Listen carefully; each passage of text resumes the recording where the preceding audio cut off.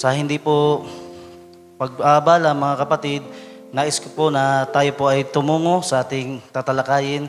Tayo po ay tumungo sa ating banal na kasulatan sa John chapter 14, verse 1 to 2. John chapter 14, verse 1 to 2. Ang sabi po dito, mga kapatid, sa Ingles, sa verse 1, "Let not your heart be troubled. Ye believe in God, believe also in me. In my Father's house are many mansions.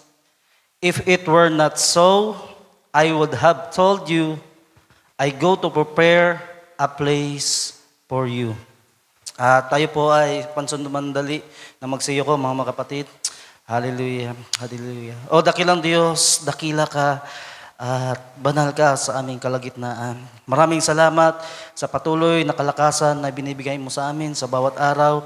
At maraming salamat sa iyong mga salita at mga awitin na patuloy na amin inaawit sa bawat araw na ito'y nagbibigay ng kalakasan sa amin.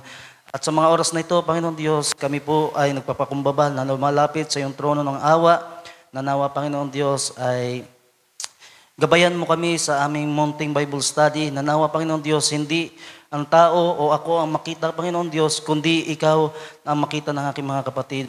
Na itago mo lamang ako dito sa likod ng pulpito at ikaw ang makita sa unahan ng aking mga kapatid, Panginoon, at ikaw ang siya mangusap sa kaibuturan ng kanilang mga puso. O Panginoon, sa iyo namin pinagkakatiwala ang mga oras at minuto na lilipas at ibinabalik lamang po ang lahat ng papurit, pasasalamat sa dakila mo pong pangalan at ito po ay isamot, hiling namin sa iyong dakilang pangalan po, aming Panginoon Kristo. Amen. Amen. Tayo po ay, pwede po ba nating palakpakan muna ang ating Panginoon? Hallelujah. Salamat po sa biyaya ng ating Panginoon. Tayo po ay narito muli sa bahay-sambahan at tayo po ay malaya na po makakaupo, mga kapatid. At naalala ko noon, pag sinabi kong tayo po ay malaya ng makakaupo, talaga sa palaging pagtayo ko, mga kapatid, dahil noon, nasabi ko ay malaya na po kayong makakauwi. Kaya palagi kong binabantayan dahil hindi ko alam kung ilang taon na yun nakalipas. Nasabi ko na imbis na makakaupo, malaya na makakaupo, malaya na makakauwi. Kaya pag ganun na po portion, malaya na kayong makakaupo, parang binabantayan ko na rin ang aking sarili. Ngunit gayon pa man, mga kapatid, ay salamat po sa biyaya ng Panginoon na ng mga nakaraan ay nung nakaraang mga linggo ay nandun kami sa Samar, pumunta po ng Bisaya at biyaya ng Panginoon kami po ay nakauwi ng ligtas at payapa. At kahapon po ay kami muli, yung mga brothers ay napag-usapan na magkaroon ng rides. At salamat po sa Panginoon dahil talaga yun iniisip ko noon, mga kapatid. Sabi ko, sasama ko dahil gusto ko makita yung mga scenery gawa ng Panginoon, yung mga lugar. At sabi ko, gusto ko makapagbulay-bulay kasi kinabukasan, sabi ko, linggo, ako yung tatayo. At salamat po sa Panginoon dahil siya yung nagbibigay patuloy po ng kagalakan at inspirasyon po sa ating mga lingkod na tumatayo. At sa araw nito, mga kapatid, nais ko po na magbahagi ng isang paksa na pinamagatan ko po na "There's no place like home." Nasabi po sa John chapter 14, basahin nga po natin, mga kapatid, muli. "Let not your heart be troubled. Ye believe in God, believe also in me. In my Father's house are many mansions. If it were not so, I would have told you, I go to prepare a place for you." Sa Tagalog po, basahin natin yung verse 2. "Sa bahay ng aking ama ay maraming tahanan, kundi gayon ay sinabi ko sana sa inyo, sapagkat ako'y paroroon upang ipaghanda ko kayo ng dakong kalalagyan." Na kung babasahin natin mga kapatid, titingnan natin sarap na pangako ng ating Panginoon. Ngunit bago pa man ito, nasabi ng ating Panginoon Diyos, ng ating Panginoong Hesus, mga kapatid, ay doon sa verse 13 ay ipinaliwanag niya yung mga bagay-bagay, kung ano ay yung kanyang sasapitin, maski nga si Apostol Pedro, mga kapatid, nakapagsabi sa Panginoong Hesus na, Panginoon, ang mga bagay na yan ay hindi mangyayari sa iyo, at isa pang bahagi ay sabi niya, Panginoon, kahit saan ka pumunta, doroon ako.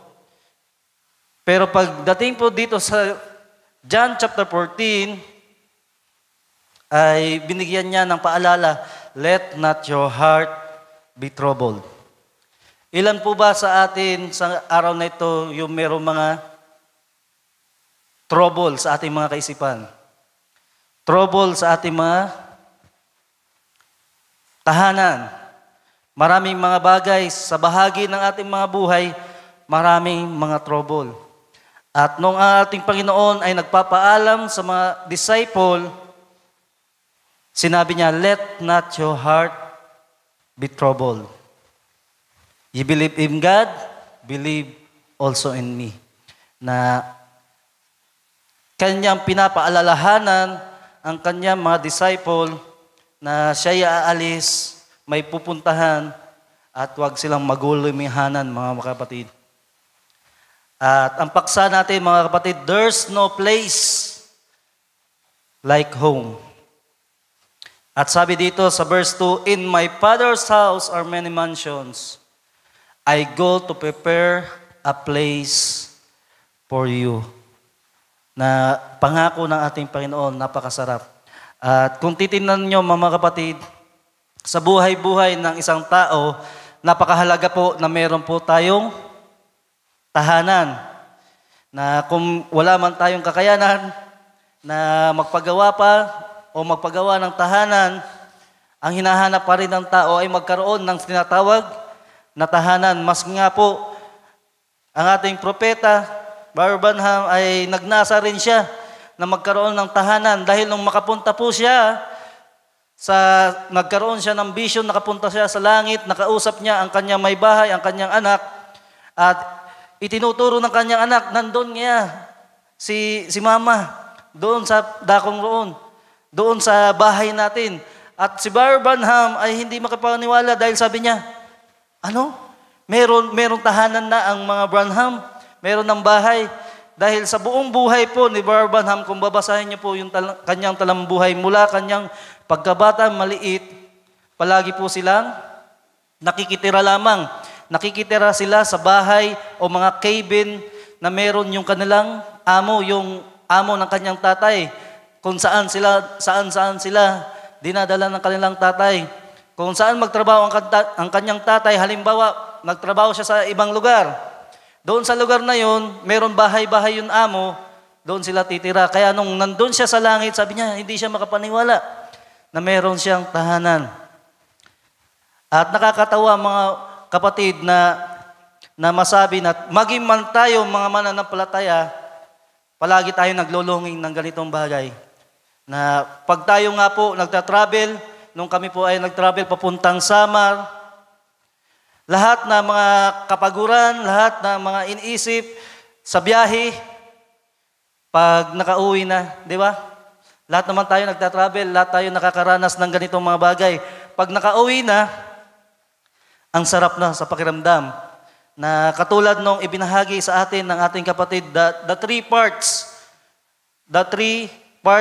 of yung journey ng mga believers, mga kapatid. Ano yung una na ibinahagi ng ating kapatid? Walk with God, yung paglalakbay, yung pag-dine in at abode. At dito sa ibabahagi ko, mga kapatid, masasabi natin, there's no place like home sa ating paglalakbay. At titingnan natin kung ano ba yung bahay na ipinaghanda sa atin ng ating Panginoong Hesukristo. At kung tayo po ay naglalakbay, nakauwi na, ilang Ilang beses na ba natin nasabi na pag uwi natin, ay, wala talaga ibang lugar na mainam kundi sa tahanan. Yung iba nga, English pa nga, there's no place like home. At sa Luke chapter 15, verse 11 to 32, tingnan po natin yung parable of the prodigal son. Ito po ay kwento ng isang binata. Basahin natin sa Tagalog.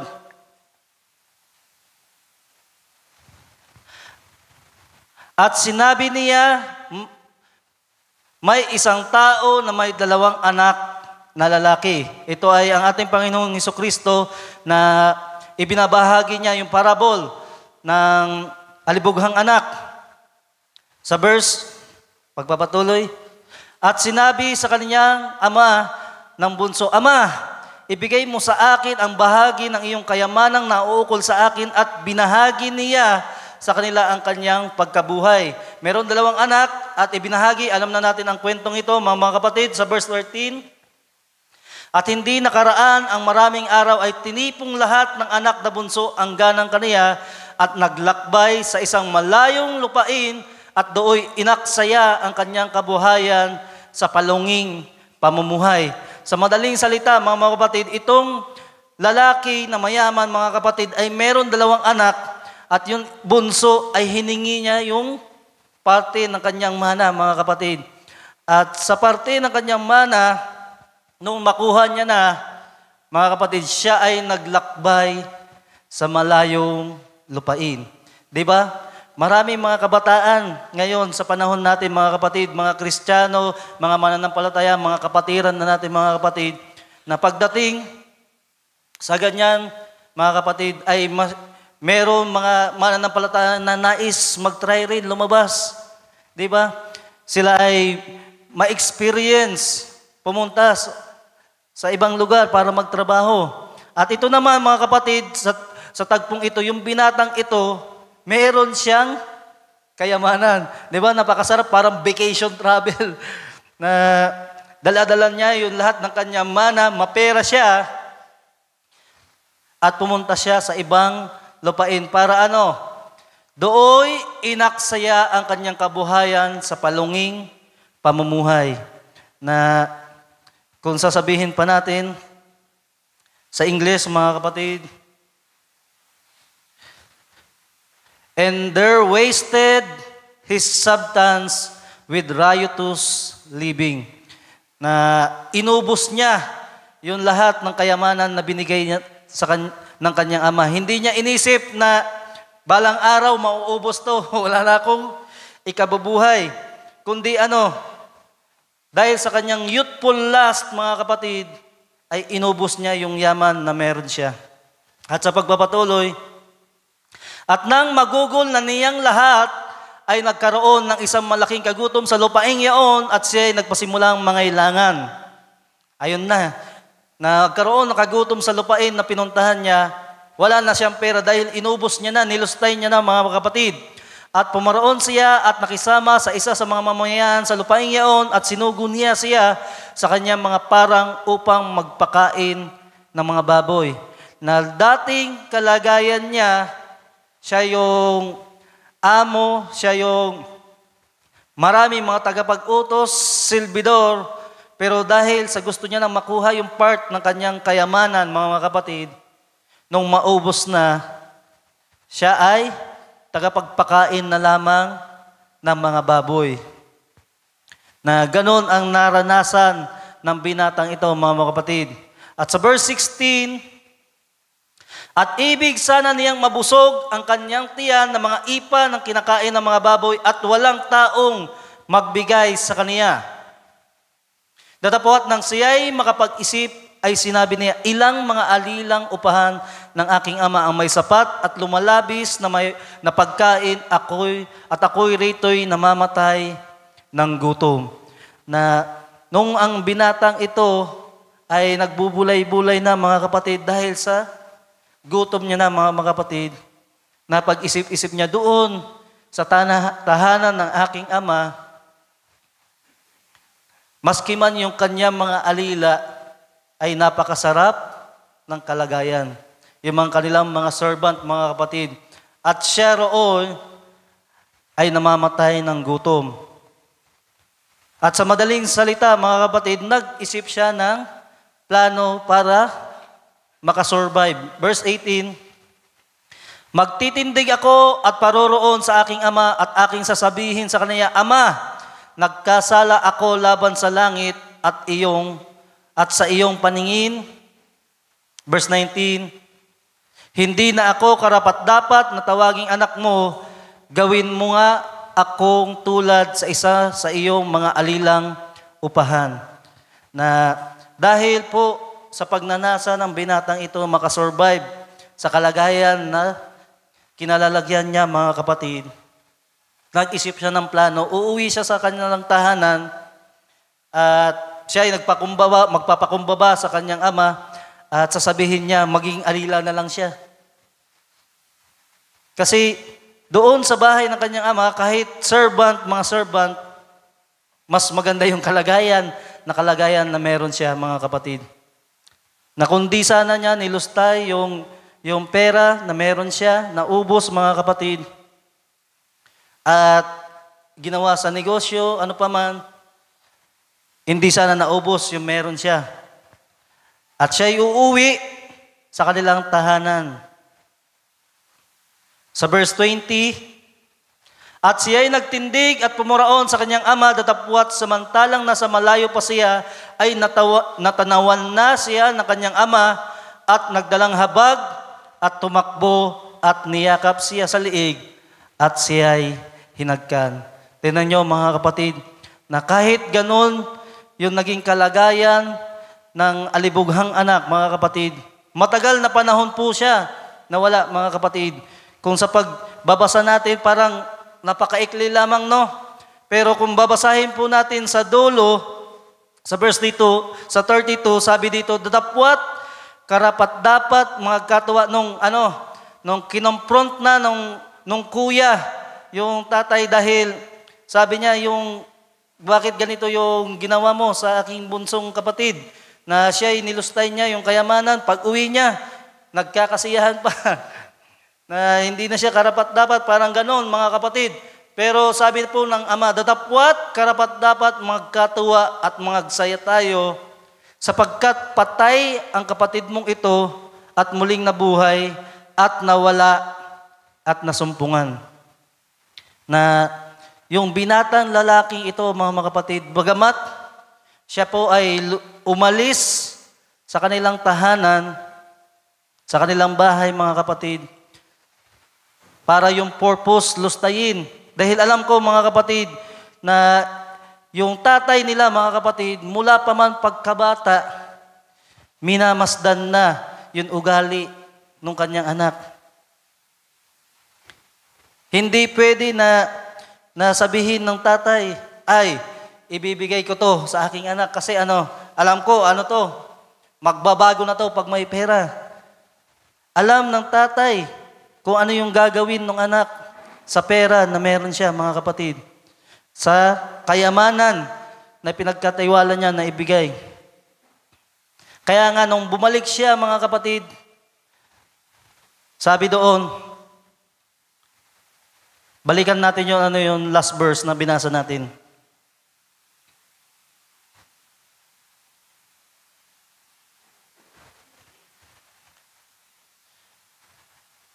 Sa 21, balikan natin.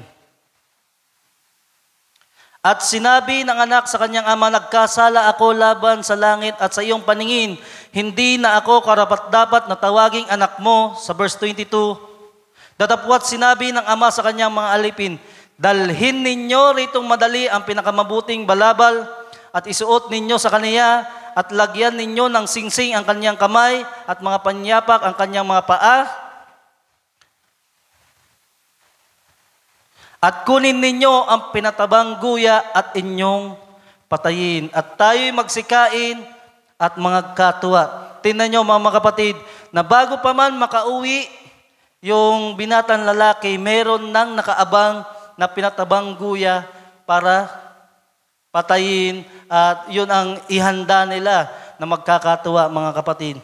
Kaya sabi nung tatay doon sa sa kanyang kuya, sa kanyang kapatid, datapwat karapat dapat magkatawa at magagsaya tayo sapagkat patay ang kapatid mong ito na yung itinuring na ng tatay, yung kapatid niya na patay na, nung makauwi, sabi niya, muling nabuhay at nawala at nasumpungan, mga kapatid. Na napakasarap, mga kapatid, na siguro yung kalagayan ng binatang kapatid, no, yung bunso, mga kapatid, yung anak, habang nandun siya sa ibang lugar, marami siyang mga naranasan, pagkagutom, na tinatangka niya ng kainin yung pagkain para sa baboy. At maski man yon ay walang makapagbigay sa kanya, mga kapatid, dahil sa kagutom ng lupain. Pero nung siya po ay magpakumbaba, magpasya, aminin sa kanyang sarili, mga kapatid, na siya ay nagkamali, nagkasala, pag uwi niya, nandun yung kanyang tatay nakaabang, mga kapatid. Na napakasarap sa pakiramdam. Siguro, yung parang tinik na nakabaon sa kanyang puso, mga kapatid, nung makita yung kanyang tatay at tanggapin siya, nawala yon. Lahat ng bagay na yon. At ganyan tayo, pag tayo'y naglalakbay, mga kapatid. Minsan, sa paglalakbay natin, aalis tayo, di ba? Masayang masaya. Naranasan natin. Sige, tuwang-tuwa lahat, excited. Parang yung ibinahagi sa atin ng ating kapatid, Brother Ryan. Naalis, excited lahat.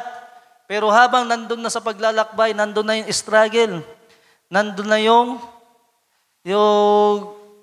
pag nagmumotor, halimbawa, ay yung sakit sa katawan, tagtag, at idagdag mo pa kung nagbiyahe, magkaroon ng aberya, katulad kahapon. At salamat sa Panginoon at biyaya niya na kami po'y iningatan na habang kami ay nagbabiyahe pa uwi, pwede ba yung Kuya Ninoy? Naalis yung doon sa motor, yung nut ng main na gulong ng ating kapatid. At pag ganun na yung mga sitwasyon, di ba? Napakahirap na ng kalagayan. At masasabi natin, ano pa man ang mga bagay na meron tayo na iniingatan natin, pag ganun na yung sitwasyon, ang sasabihin na lang natin, gusto na natin makauwi. Iwan na yan. At nawa, bilang mga mananampalataya, mga kapatid, meron tayong ganong mindset, kaisipan, na anuman mga bagay na meron tayo daladalahin. Kasi meron po, mga kapatid, sa paglalakbay, ay nais ko na isama natin, mga kapatid, meron mga naglalakbay, halimbawa, pumunta po sa barko. Habang sila ay nagbabiyahe, lumubog yung barko. At doon sa barko, halimbawa, nandun yung kanilang sasakyan, nandun yung mga gamit nila, nandun yung mga mamahaling gadgets, iPhone Pro Max, halimbawa, mga kapatid. Pero nung lumubog ang barko, ano po yung unang iniisip ng isang tao? Wala na yung mga bagay na yun. Hindi na po iniisip. Ang iniisip na lang ng isang tao, makaligtas. Maingatan yung sarili. Makauwi ng ligtas. At sasabihin pa nila, gamit lang yan, mapapalitan yan, pero yung buhay ngayon. Ang importante ngayon tayo ay makauwi sa ating tahanan. At ganyan po yung naranasan po ng binata, na lahat po yung meron siya, yung pride niya, nagpakumbaba siya para po siya ay makauwi sa kanyang tatay. Na maraming taon na ginugol niya sa paglustay ng kayamanan, pero nung ito ay maubos ng mga kapatid, na tila baga wala na siyang mukha, may imumukha sa kanyang tatay, dahil sabi niya, pupunta ako sa aking tatay at ako'y hihingi ng kapatawaran, at ang plano niya, hindi na siya kilalaning anak, alila na, mga kapatid. At yun po ang naranasan ng binata, mga kapatid, na masasabi natin, there's no place like home. Sa pagpapatuloy, John 14, balikan natin. Verse 1, sabi dito, let not your heart be troubled. You believe in God, believe also in me. In my Father's house are many mansions. If it were not so, I would have told you, I go to prepare a place for you. And if I go and prepare a place for you, I will come again.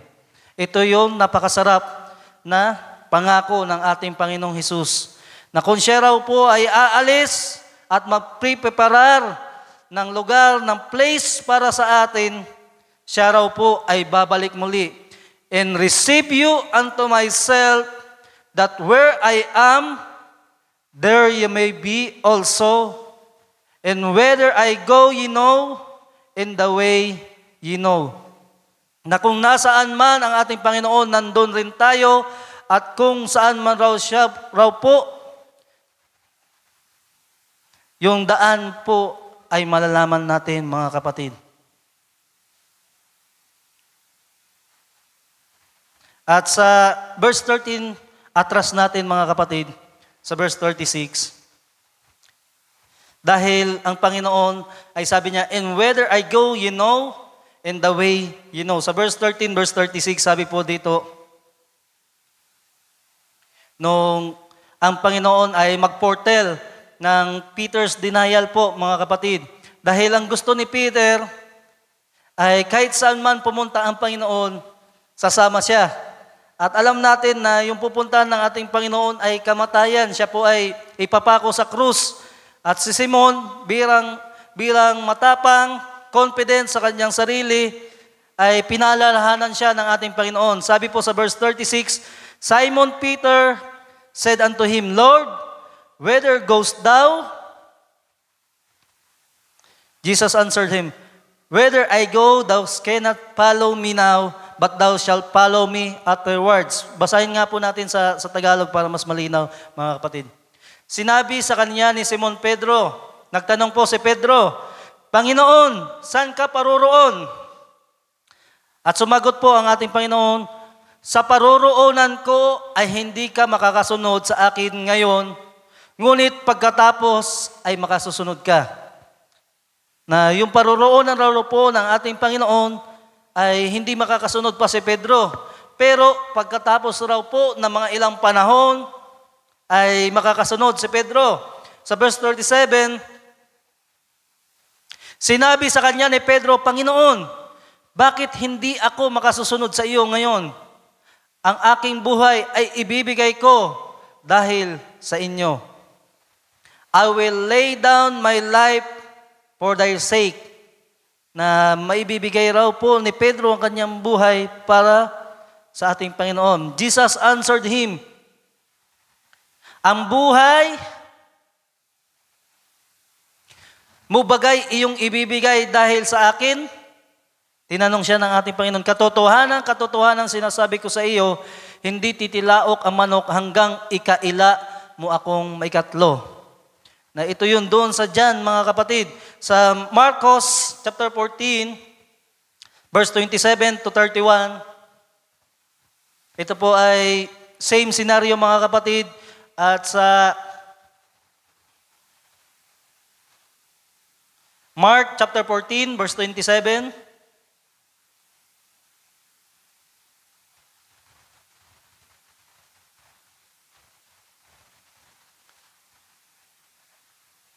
Mark chapter 14, sabi po dito, at sinabi sa kanila ni Jesus, kayo'y lahat, mga titisod, sapagkat nasusulat, sasaktan ko ang pastor at mangangalat ang mga tupa. Ito po ay pinoportel ng ating Panginoon, yung magiging kalagayan ng mga apostol. At sinabi sa kanila ni Jesus, kayong lahat ay mga titisod.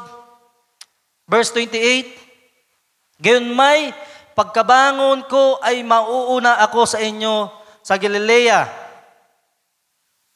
Datapwat sinabi sa kanya ni Pedro, bagamat makititisod ang lahat, ngunit ako'y hindi. Tingnan niyo yung confidence ni Peter, na yung confidence niya, mga kapatid, kahit saan pumunta ang Panginoong Hesus, susunod siya. Kahit raw yung kanyang buhay ay kanyang iaalay para sa ating Panginoon. At sabi ng ating Panginoon, lahat kayo mga titisod. Ano ginagawa ni Pedro? Kinukontra niya yung sinabi ng ating Panginoong Hesus. Na bagamat makititisod ang lahat, ngunit ako'y hindi. Grabe yung confidence sa kanyang sarili. Verse 30, at sinabi sa kanya ni Jesus, katotohanan sinasabi ko sa iyo, na ngayong gabi ring ito, bago tumilaok ang manok ng makalawa, ay ikakaila mo akong may katlo. At doon naman sa Luke, tingnan natin para parehas mga kapatid, doon sa John, sinabi, I will lay down my life, yung sinabi ni Pedro. At sa Mark naman, sinabi niya na lahat mga titisod, ngunit siya ay hindi. At sa Luke,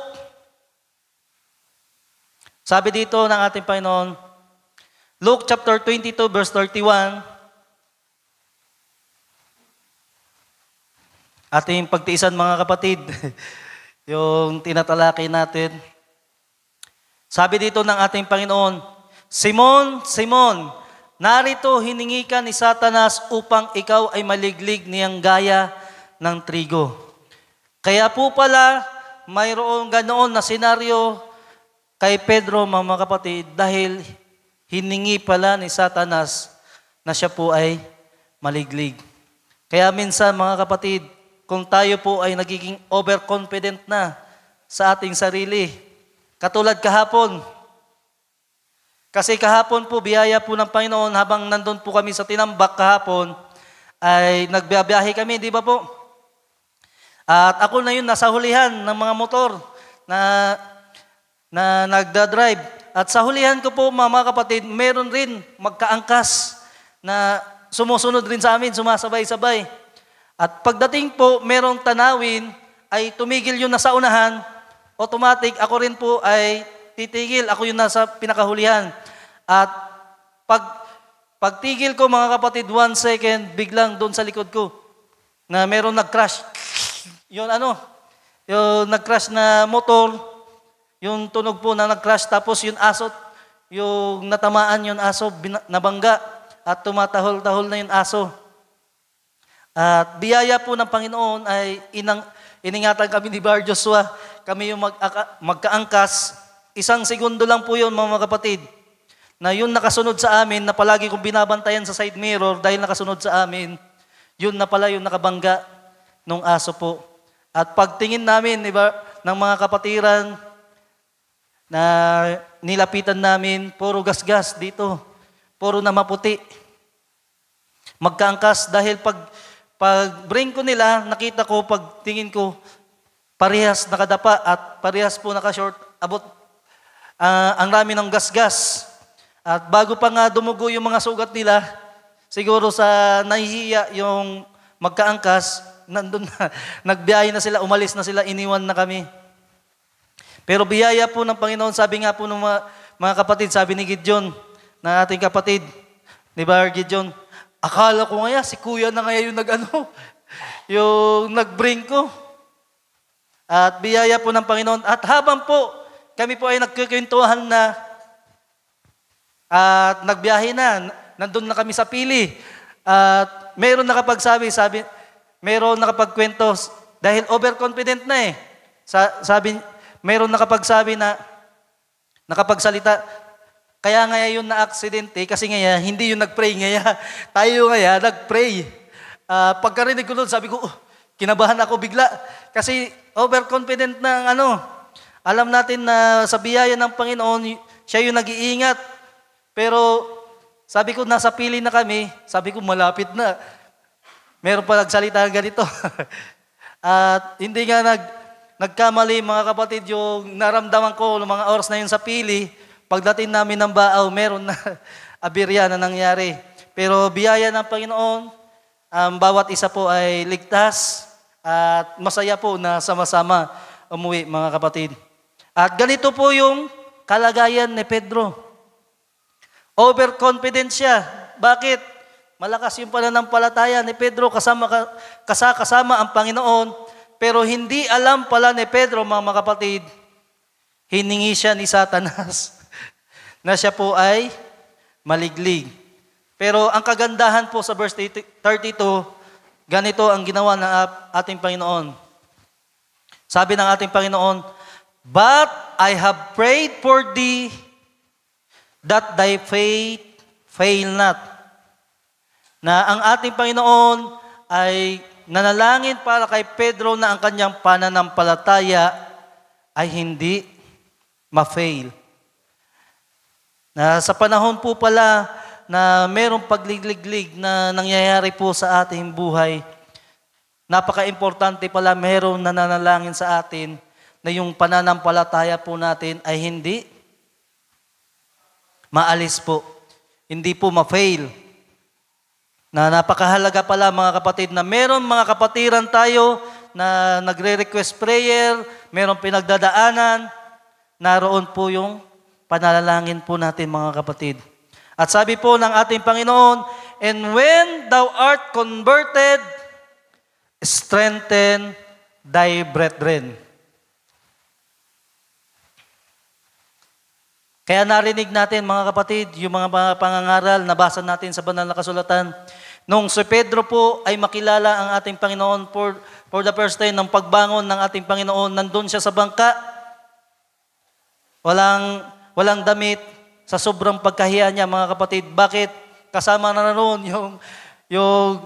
yung kanyang iniisip na confidence sa mga panahong ito. Na tila baga wala siyang mukhang mayaharap sa ating Panginoon. Pero ang Panginoon, "When thou art converted, strengthen thy brethren." Ito po yung napakahalaga mga kapatid. Marami po sa atin mga nabibigo. Maging man ako mga kapatid, marami mga kabiguan bilang mananampalataya. Tumatayo na sa likod ng pulpito, merong mga kabiguan.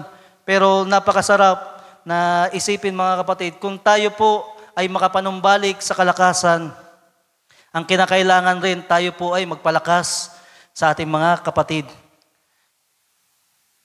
And he said unto him, "Lord, I am ready to go with thee, both into prison and to death." Ganon po yung confidence ni Pedro, pero siya po ay na-fail mga kapatid. Pero ang kagandahan po, siya po ay pinalangin na ng ating Panginoon at siya po ay nagkaroon muli ng kalakasan.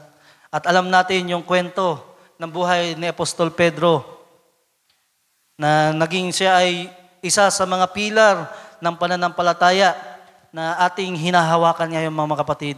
Pwede po ba natin palakpakan ng ating Panginoon?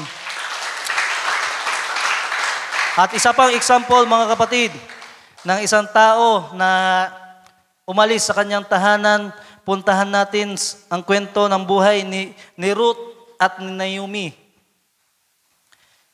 Ruth chapter 1, verse 1, sabi po dito mga kapatid, "At nangyari ng mga kaarawan nang humatol ang mga hukom na nagkagutom sa lupain, at isang lalaki taga Bethlehem, Juda ay yumaong nakipamayan sa lupain ng Moab, siya at ang kanyang asawa at ang kanyang 2 anak na lalaki." Ito po ay yung asawa po ni Naomi. Ni Noemi sa Tagalog, mga kapatid.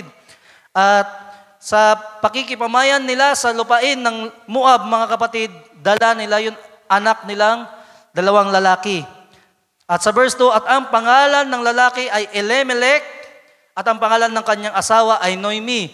At ang pangalan ng kanyang 2 anak ay Mahalon at Chilion, mga Efrateo na taga Bethlehem, Juda, at sila'y naparoon sa lupain ng Moab at nanirahan doon."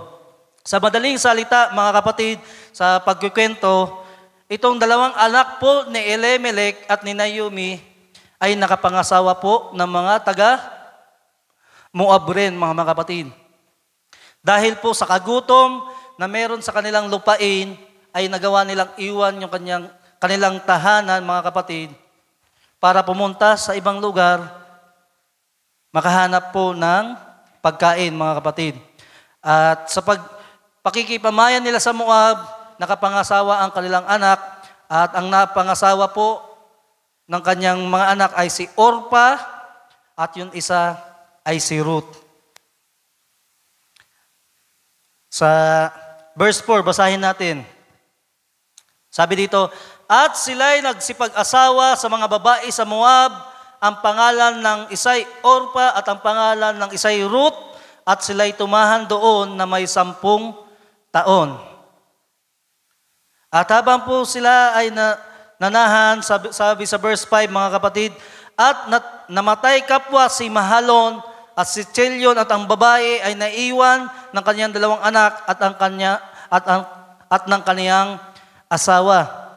Nang namatay po yung 2 anak ni Naomi, mga kapatid, naiwan po yung 2 manugang ni Naomi sa kanya, si Orpa at si Ruth. At nung mamatay na yung kanyang asawa, yung mga kapatid, ay bumangon po si Naomi, sabi dito sa verse 6, nang magkagayoy, bumangon siya nakasama ng kanyang 2 manugang upang siya ay bumalik mula sa lupain ng Moab. Na sila po'y umalis sa kanilang tahanan, at nung mamatay po ang kanyang asawa at kanyang 2 anak, nagdesisyon si Noemi na umuwi uli sa kanilang tahanan. At pagpapatuloy, mga kapatid,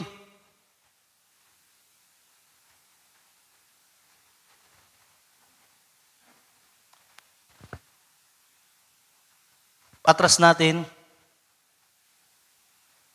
verse 6. Sapagkat kaniyang nabalitaan sa lupain ng Moab kung paanong dinalaw ng Panginoon ang kanyang bayan sa pagbibigay sa kanila ng tinapay. Verse 7, at siya'y umalis sa dakong kanyang kinaroroonan at ang kanyang 2 manugang nakasama niya, at sila'y yumaon upang bumalik sa lupain ng Juda. Na sila po ay uuwi muli sa tahanan ni Noemi, mga kapatid. At sa verse 8, at sinabi ni Noemi sa kanyang 2 manugang, kayo'y yumaon na bumalik ang bawat isa sa inyo sa bahay ng kanyang ina, gawan nawa kayo ng magaling ng Panginoon na gaya ng inyong ginawa sa mga namatay at sa akin. At uuwi si Noemi, pinagbilinan niya yung kanyang 2 manugang na sila po ay umuwi na lamang doon sa tahanan kanilang mga ina. Dahil sa pagpapaliwanag, mga kapatid, dahil sabi niya na wala na siyang maibibigay na anak na mapapangasawa sa kanila. Kung siya man po, mga kapatid, ay manganak pa, sabi niya, kayo baga ay makapaghihintay pa na lumaki ito. Mga ito. Dahil ganun po yung kaugalian po sa Israel, na pag namatay halimbawa yung anak, ay ipapaasawa po ito sa sumunod. Para po yung lineage, yung lahi ay buhay po, yung pangalan, mga kapatid. At sa madaling salita, mga kapatid, tayo po ay tumalon ng kaunti.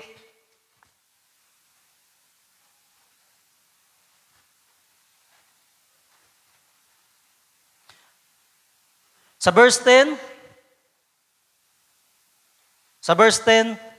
at sinabi nila sa kaniya, hindi, kundi kami ay babalik na kasama mo sa iyong bayan. Tandaan nyo, ito po yung 2, si Orpa at si Ruth, na gusto talaga nila na sila ay sumama, mga kapatid. At verse 11, at sinabi ni Noemi, kayo'y magsibalik, mga anak ko. Bakit kayo yayaong kasama ko? May mga anak pa ba ako sa aking tiyan na magiging inyong mga asawa? Ito na yung nabanggit ko kanina, mga kapatid. At sa verse 14, italon muli natin, at inilakas nila ang kanilang tinig at nagsiiyak uli at hinagkan ni Orpa ang kanyang biyanan, ngunit si Ruth ay yumakap sa kaniya. Na tinan nyo, mga kapatid, na yung 2 manugang nakapag-desisyon na ayaw sana nilang iwanan, maski man si Orpa. Siguro napag-isip-isip niya yung mga bagay. At Siya po ay babalik na lamang sa tahanan ng kanyang ina. Ngunit, sabi dito mga kapatid, si Ruth ay yumakap sa kaniya. Verse 15, at inilakas at sinabi niya, narito, ang inyong hipag ay bumalik na sa kanyang bayan at sa kanyang Diyos. Bumalik kang sumunod sa iyong hipag. Na yung hipag raw po, si Orpa, mga kapatid, ay nakapagdesisyon bumalik sa kanyang bayan at sa kanyang Diyos. Dahil kung saan man po silang lugar, mga kapatid, yung Moab po ay meron rin silang mga Diyos na paniniwala, mga kapatid. At sa verse 16,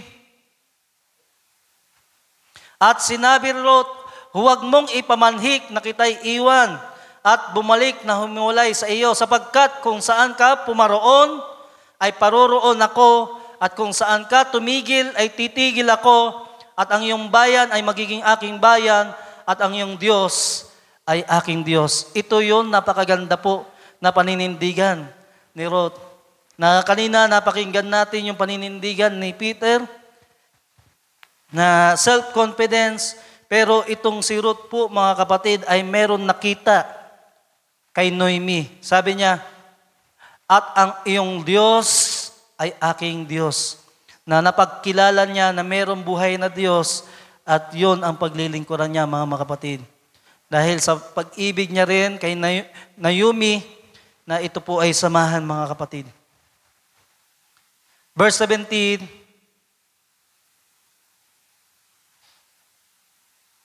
kung saan ka mamatay, ay mamamatay ako, at doon ako ililibing.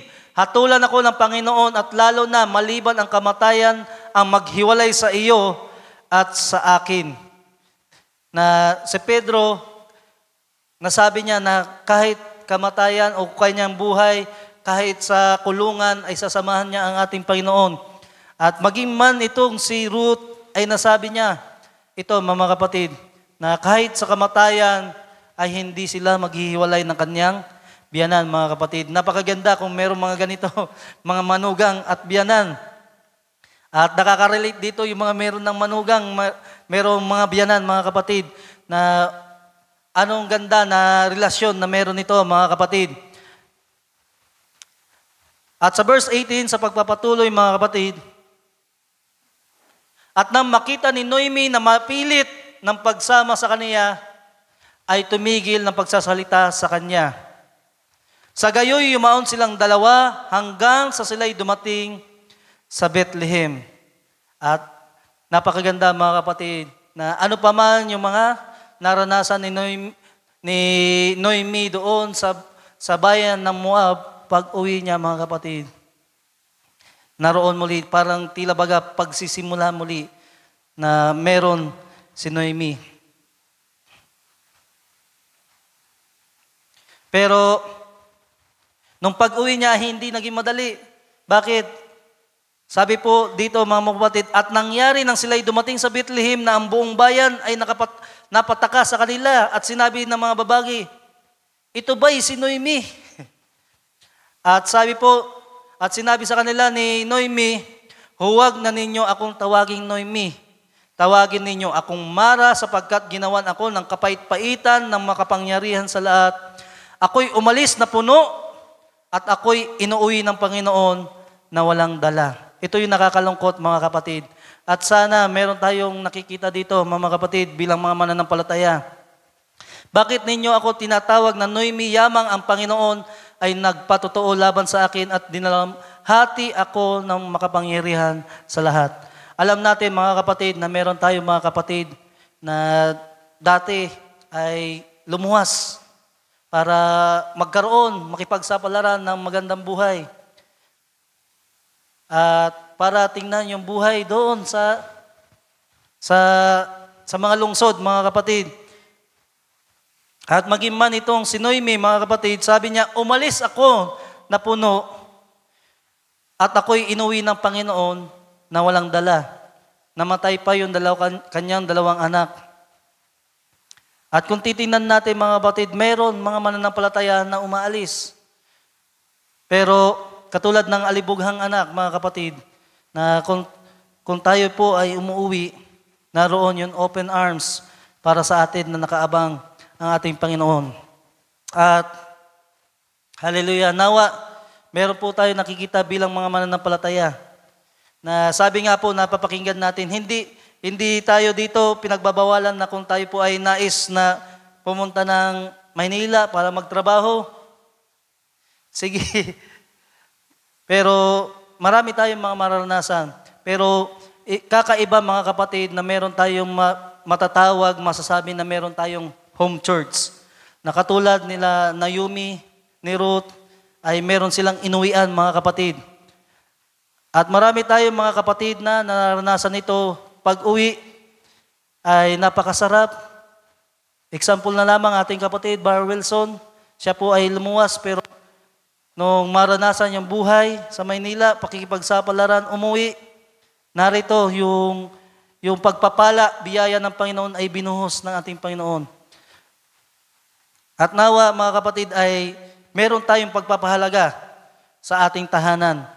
Hindi lamang yung tahanan natin na mga literal sa ating mga bahay, kundi yung tahanan po natin, maski man yung church natin, ito po ay tahanan na po natin mga kapatid. At kung tayo po ay hindi magpapahalaga sa meron tayo, tahanan natin, sabi po sa Matthew chapter 12, basahin natin, Datapwat, Matthew chapter 12 verse 43, Datapwat ang karumaldumal na espiritu, kung siya'y lumabas sa tao, ay lumalakod sa mga dakong walang tubig na humahanap ng kapahingahan at hindi makasumpong. Yung mga karumaldumal pa pala ng mga espiritu, yung mga bad spirit, mga kapatid, ay pag lumabas raw po sa tao, ay lumalakad sa mga dakong walang tubig na humahanap ng kapahingahan. Sila rin po pala ay naghahanap rin ng mapagpapahingahan, mga kapatid. At kung hindi makasumpong, kung magkagayoy sinasabi niya, babalik ako sa aking bahay na nilabasan ko. Alin ito, mga kapatid, pinipertain, na kung babasahin natin ang banal na kasulatan, ang ating mga katawan ay hinalintulad po sa isang bahay. At kung tayo po ay tatanggap po sa ating Panginoong Hesukristo, magiging malinis at aalis yung mga espiritu na meron sa atin, yung mga bad spirit, mga kapatid, ganito yung magiging kalagayan natin, na aalis po yung espiritu. At kung wala po silang mapagtunguhan muli, darating po pala ang isang araw, nais nilang bumalik muli sa atin. Kung wala silang mapuntahan muli, mga kapatid. At sabi dito, babalik ako sa aking bahay na nilabasan ko na. Kaya po pala, nagtataka tayo minsan sasabihin natin, bakit ganito? Napagtagumpayan ko na yung itong kahinaan na ito, pero bakit nandito na naman, bumalik na naman? Ganito po pala yung kalagayan ng isang tao. At pagdating niya, ay nasumpungan niyang walang laman, walis na at nagagayakan, kung magkagayoy yumayaon siya, at nagsasama ng 7 pang espiritu na lalong masama kaysa kaniya, at sila'y nagsisipasok at nagsisitahan doon, at nagiging lalo pang masama ang huling kalagayan ng taong yaon kaysa una, gayon din ang mangyayari sa masamang lahing ito. Na kung ang isang tao raw po ay naging malinis na, pero hindi natin pinatahanan ito sa ating Panginoong Hesukristo, bangamat ito'y malinis na, pagdating muli ng Espiritu, tuwang-tuwa pa ito, magsasama po ng 7 pang espiritu na lalong masama kaysa sa kanya, mga kapatid. Kaya po pala, pag mayroong mga tao na backslide, nagtataka tayo bakit mas doble na yung nagiging kalagayan nila, mga kapatid. Kaya nawa, mga kapatid, kung tayo po ay nalinis na, manatili po na manahan po ang ating Panginoong Hesukristo sa ating mga buhay. Sabi po dito sa Hebrews chapter 3,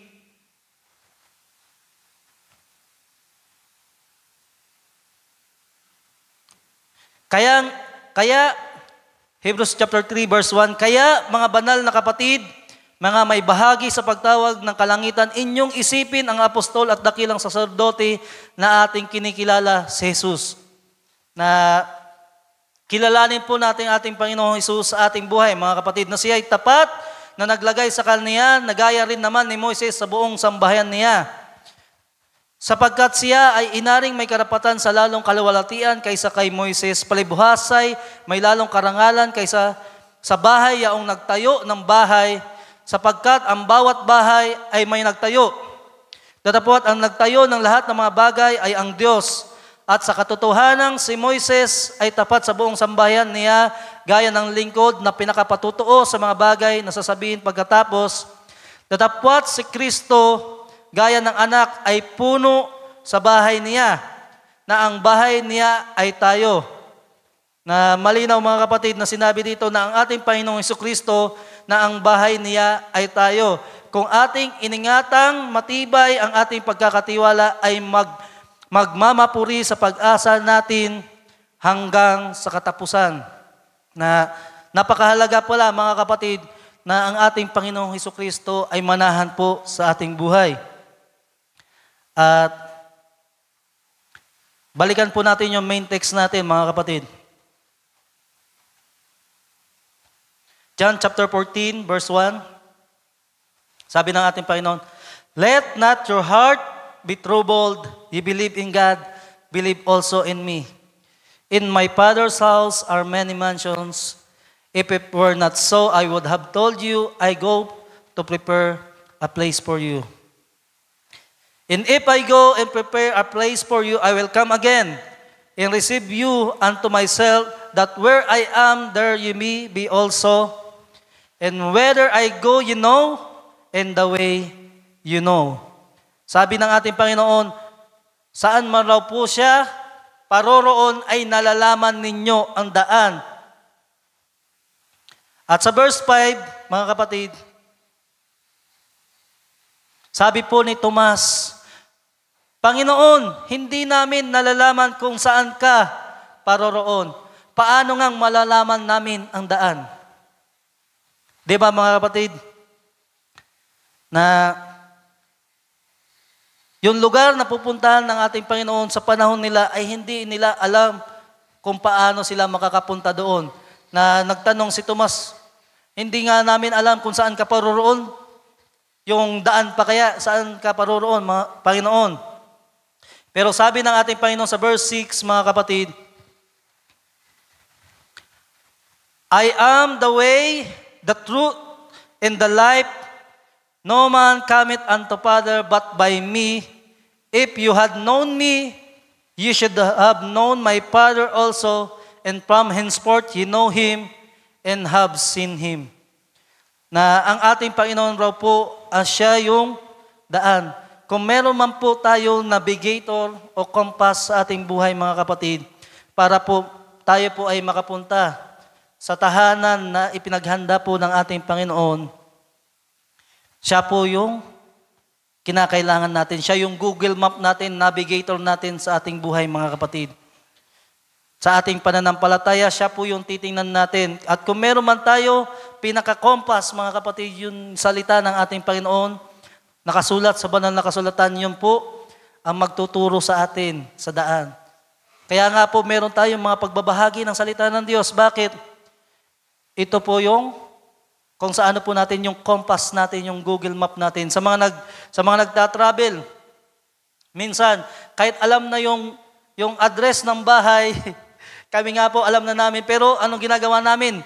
Gumagamit pa rin ng Google Map, ng navigator, para nalalaman yung oras, yung layo, yung distansya pa, naroon, nakikita kung gaano kakurbada yung daan. Mga kapatid, at ganun rin po yung salita ng Diyos para sa atin. Yun po yung magbibigay at mag-guide po sa atin, mga kapatid. At sabi po ng ating sa Philippians, sabi po ni Apostol Pablo sa verse 20 ng chapter 3, Philippians chapter 3 verse 20, sabi niya, "Sapagkat ang ating pagkakamamamayan ay nasa langit. Mula doon ay hinihintay naman natin ang tagapagligtas, ang ating Panginoong Jesucristo, na siyang magbabago ng katawan ng ating pagkamababa upang maging katulad ng katawan ng kanyang kaluwalhatian ayon sa paggawa na maipagpapasuko niya sa lahat ng mga bagay sa kanya. Na yung katawan po na meron tayo mga kapatid upang maging katulad ng katawan ng kanyang kaluwalhatian. Na alam natin, meron tayong awitin na from the earthly, aking pong pinaghahanda yung ating mga musician, nais ko pong itong awitin na kung meron man po tayo, there's no place like home, mga kapatid, na ipinaghanda po ng ating Panginoong Hesukristo. Ito yung ating mga maluwalhati pong katawan, mga kapatid. Na kung nagbabiyahe tayo, sabi ko kanina, merong halimbawa lumubog na barko. Wala tayong ibang papahalagahan yung ating katawan. Napapakinggan nga natin sa mga doktor, sa mga tao, health is wealth, yung kalasugan ng katawan. At tayo bilang mga mananampalataya, meron po tayong hinihintay. At ito po ang ating pagbabalik ng ating Panginoong Hesukristo at yung ating maluwalhati pong mga katawan. Hallelujah. Na there's no place like home. Na kung ito po yung tatanggapin na natin, yung maluwalhati po natin katawan, mga kapatid. Lahat na struggle na meron tayo, lahat na sakit na meron tayo sa ating katawan, lahat ng mga panghihina dahil sa edad na natin, lahat po yun mawawala. Yung mga iniisip natin, magkakaroon tayo ng maluwalhating katawan na ibibigay ang ating Panginoon. At masasabi natin, there's no place like home. Amen. Hallelujah. At ipagkatiwala lamang po natin lahat sa ating Panginoong Hesukristo. Hallelujah. Tayo po ay umawit, mga kapatid. Tayo po ay magsitayo. From the earthly to the heavenly.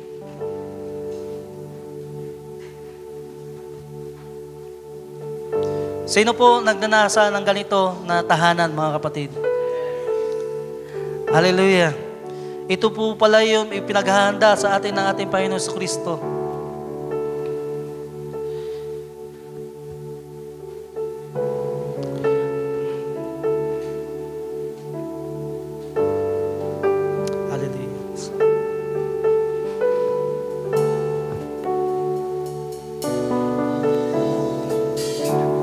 Earthly house, hope this tabernacle with this soul. We have another one waiting, eternal in the heavens. And he said, I'll go to prepare a place for you. That's where I am. There you may be also. From the earthly to the heavenly, from this body to my theophany, from this old past house to my Father's house. That's the mansion He's built for you and me. That's the mansion He's built. Hallelujah. Thank you, Lord. Meron pong ipinaghanda sa ating Panginoon na tahanan. At ito'y napaka-espesyal po para sa ating mga kapatid. Body we go, desiring to be clothed upon with our new body, celestials in the heavens. So when this corruption shall be put on incorruption, then mortality shall be swallowed up of life.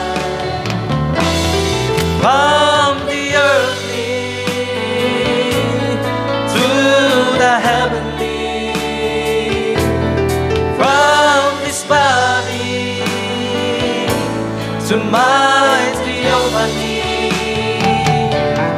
From this old best house to my Father's house, that's the mansion He's built for you and me.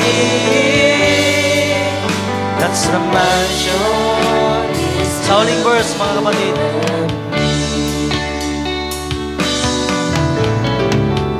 Soon we lay aside this old rugged road of flesh in exchange for a glorious one prepared in the heaven. Amen. And at the resurrection, at the sounding of the trump, our bodies will be glorified, just like Jesus. Amen. Oh, from the earthly to the heavenly, from this body to my theophany, from this old best house to my Father's house, that's the mansion He's built for you and me. That's the mansion. Minsan pa mga kapatid, alam din na tawagan namin.